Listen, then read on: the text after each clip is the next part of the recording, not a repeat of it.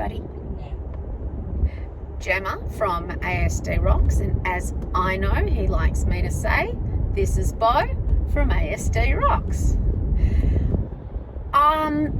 We've been doing, well, I've been doing a huge amount of stuff with our ASD rock stars about school. So many people, parents, want more information, need more information, don't know that there's things like, didn't know there were visiting teachers. So now you started off at Southern Autistic School. Yeah.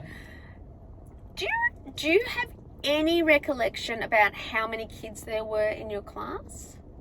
No. A lot or a little? Like I don't know. I don't actually remember. No? Do you remember how many teachers you had in that class? No. No? Okay. So there were 8 kids, All right. 2 teachers. Whoa. That's 1 teacher per 4 children. Wow. Wow. So the time and one-on-one that you got was pretty amazing. Yeah. Pretty amazing. Now, how many kids do you think you'd have in your class now? Around 20? Around 20, same as primary school probably, right? Yeah, probably. Now, do you remember, you've never had a visiting teacher at primary school, did you? No. But we did have other things. Yeah. What did we have? What were the other things that we had?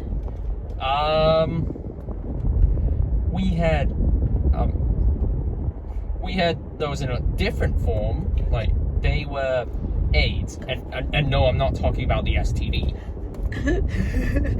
The difference is the E on the end. AIDS. Yeah. And usually, because the other form is actually an acronym, which is about an immunity deficiency. So I knew what the that's so it's always in capitals. Yeah. No, you didn't and don't. And most people don't get AIDS anymore. It's HIV now because we have incredible medications. I digress. Yes, you had AIDS. You had funding for the government for there to be someone, and we had something else. Someone else would come and visit you. Someone special that we enjoyed. Oh, is this now? No, primary school. Oh, there was more than one, you know. I know. So it's hard for me. Okay, what's the first one that comes to mind? Miss Hewitt. She was one of your aides? Yeah, no, I'm talking, yes, Miss Hewitt. Oh, gosh, I cried when we left that school. And Miss Hewitt, she was amazing. You know, in primary school, when they were preparing the little kids for camps, the first thing they did was a school sleepover, and she slept next to you all night.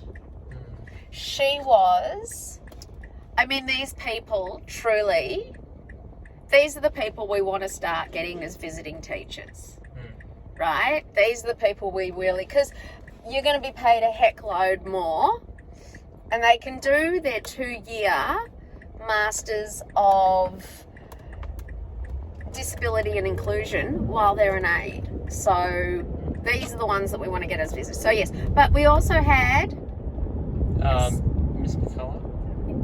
Okay, a speech therapist. Oh, Elizabeth, we did. So we had aides, lots of aides. We had, oh my goodness, possibly the most amazing disability or inclusions, whatever word we're talking, support, Miss Agner. Remember? And then her daughter as well, she became an aide, but Miss Agner was amazing in regards to, like, I'll actually put up a video about that I made years and years ago. Now, when you moved across to high school,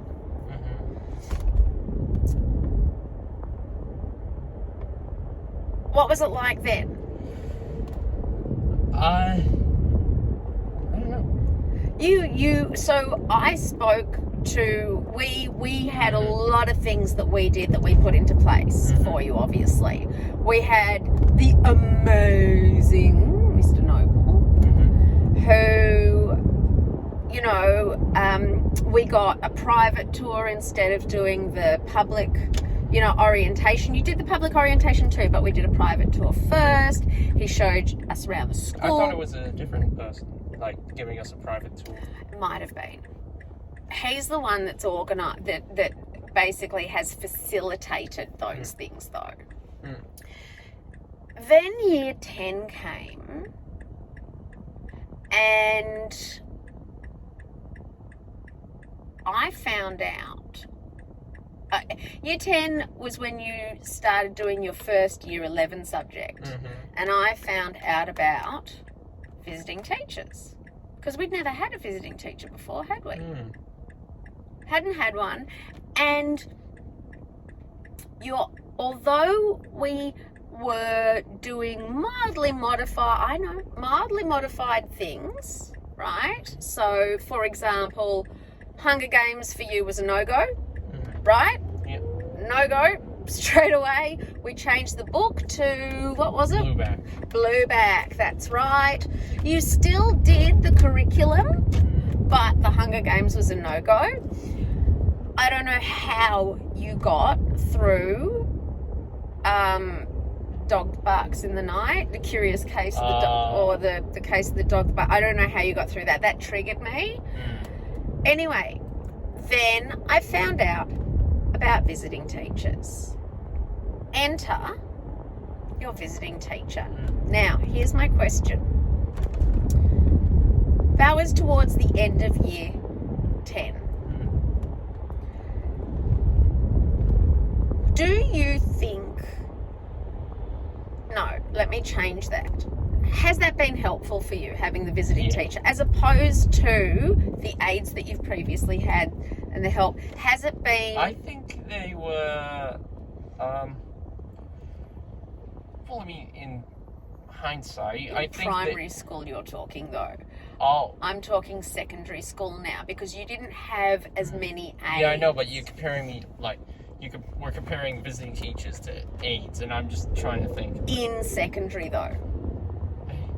Because there's not... I think they were equally as helpful. Equally as helpful, absolutely. But do you remember them being there as much? The aides? Yeah, in high school. I think so. Who were they? Well, I named off two. They were primary schools. Oh. I'm going to say it one more time. You didn't get... I'm talking high school. I'm talking where you go now. All right. Can you think of an aide other than... Okay, now, let's address the fact that there was COVID. So you did year 7. You did year 8, and then year 9 was like homeschooling.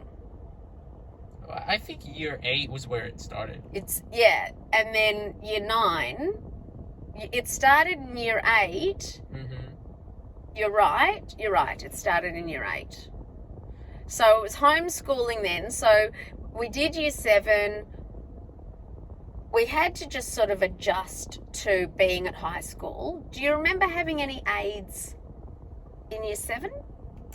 I think so. Yeah? Yeah, I think there was Miss Pettis.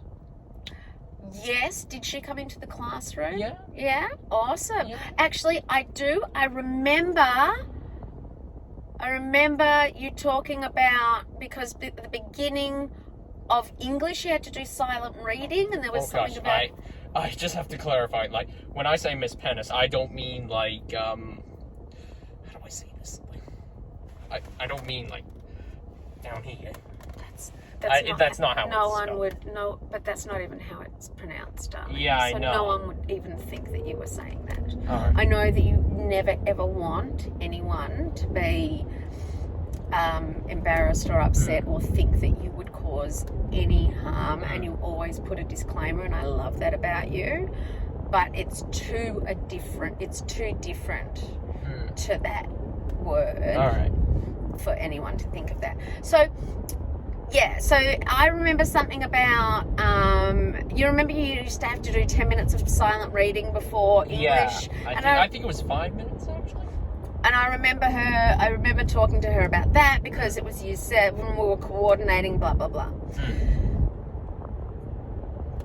Then we had our homeschooling, year and a half, really. Yeah.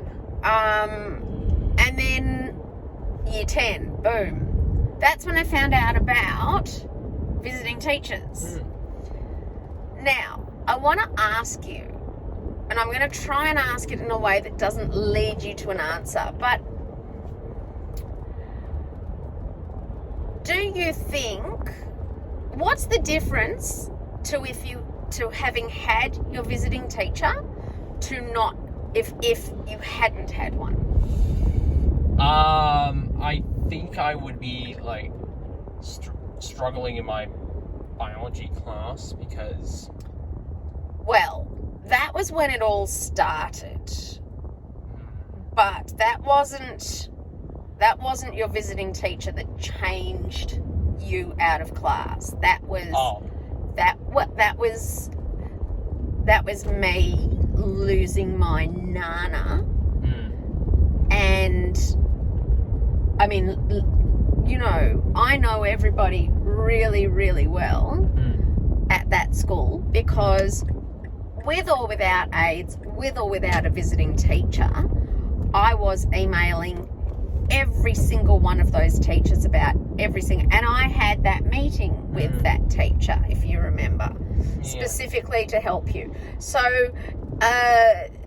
that is, though, the exact time that we got your visiting teacher in because school wasn't moving fast enough. I needed help. And that was when we got it. So, ignore biology. That's when it started. How do you think you would have done now in year 11? I know we're almost there. I'm going to wrap up. I just want to really... Do you think you could have made it? Do you think you could have made it without your visiting teacher?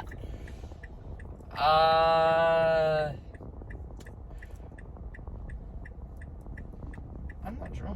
What does your visiting teacher actually do in class?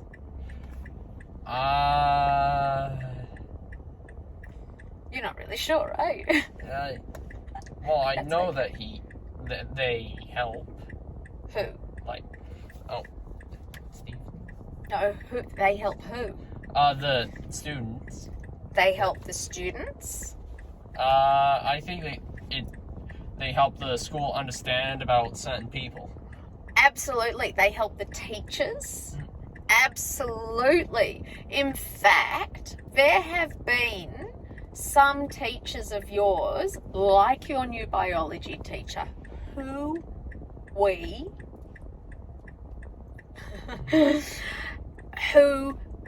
they've absorbed and sucked all the information in. They're so excited to be taught and learning one-on-one about you, about autism, how to teach. They're super friendly. They're super friendly. They're so thankful for the help in the classroom. I'm going to stop this now because I promised you I would stop.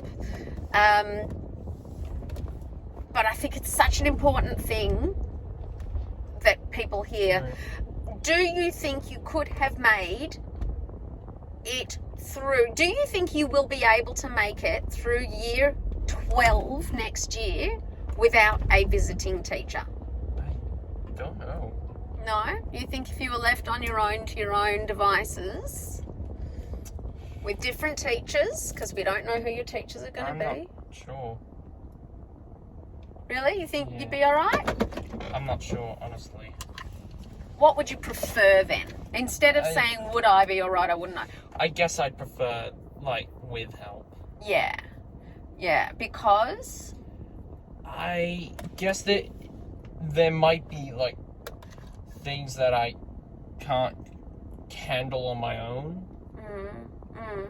Even with the dictaphone in class, even with having every class recorded, there are still things that you are missing out on, or like ways to modify teaching to help you learn in a different way.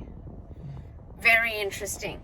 Thank you. I'm telling you, these people will be thanking you. You don't know how many messages I get saying how thankful they are for your voice.